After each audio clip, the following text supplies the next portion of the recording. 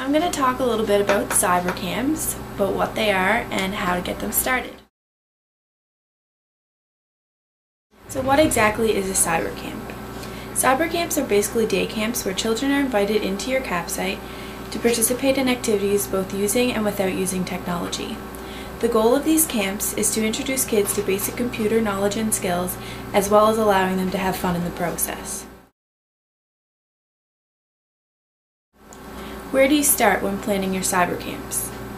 You'll want to start off by advertising your cyber camp. You can do this in many different ways, using flyers, posters, or public service announcements such as the radio or newspaper, as well as going in and talking to kids in different settings such as schools or extracurricular activities like dance classes or soccer meetings or anything that the kids would be involved in. When you're advertising your cyber camp, be sure to include all the information necessary on your flyers, posters, or any other advertising media. Be sure to include your name, your site's contact information, the phone number and email address, the dates and times for your camps, and make sure to include the CAP logo and to mention that this camp is put on by the CAP Society. When advertising, it may also be a good idea to say that there is limited space in your camps and the child must be registered beforehand. This can ensure that there will be no extra children showing up on the day of your camp and you won't have to turn anybody away. In some cases, the camps will be free, so if this is the case, mention this on your flyer as well. You may have to charge a small fee depending on the materials you'll be using on the day of your camp, but you must clear this with a coordinator first. The next step in planning your cyber camp is the registration process. You'll want to decide which age groups you're going to put together.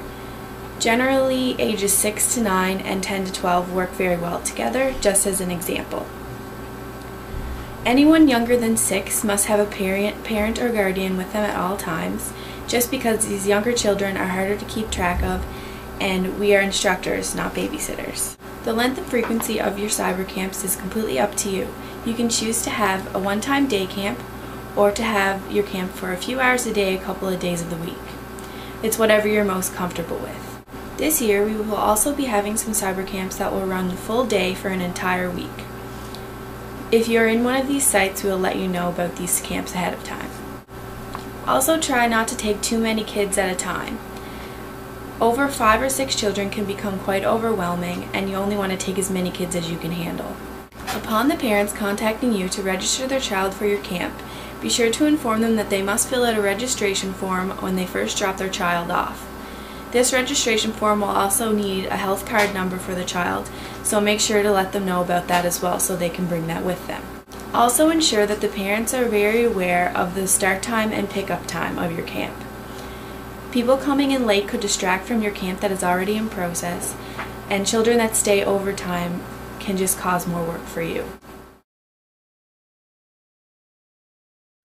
The next step in creating your cyber camp is creating your itinerary. When you're starting to create your itinerary, it is always a good idea to develop some sort of a theme that your camp can revolve around.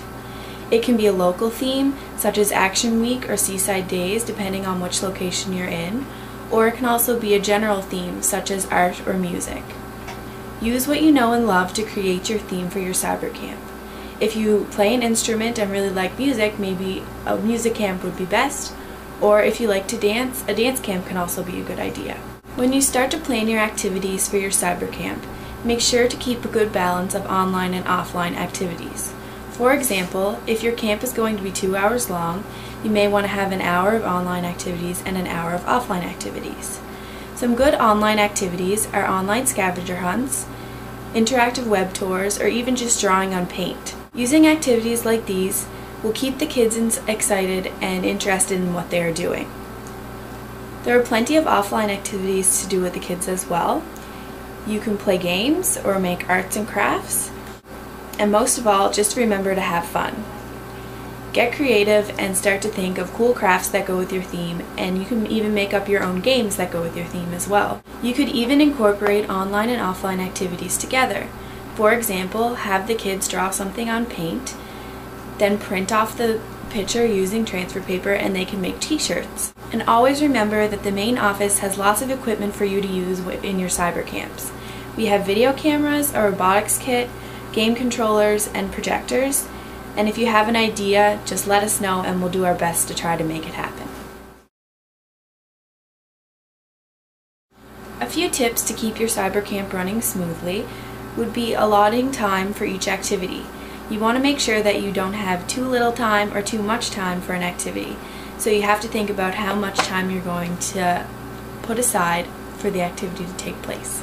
To keep the kids behaving well, you could develop a point or reward system so the kids could lose points for bad behavior or gain them back for good behavior. And maybe at the end of the week, if they have all their points, you could give them a little treat. A good idea for a camp that runs for a few days is to display the children's artwork in your site. This is good for the parents to see when they come to pick up their child, as well as for the children to see. At the end of the week, they can take home what is displayed, and it's a reminder to them of the fun that they had that week. Another idea for a camp that runs for a few days is to have a graduation ceremony at the very end of the camp. The parents can come a little early, and they can see all the work that their children have done during the week.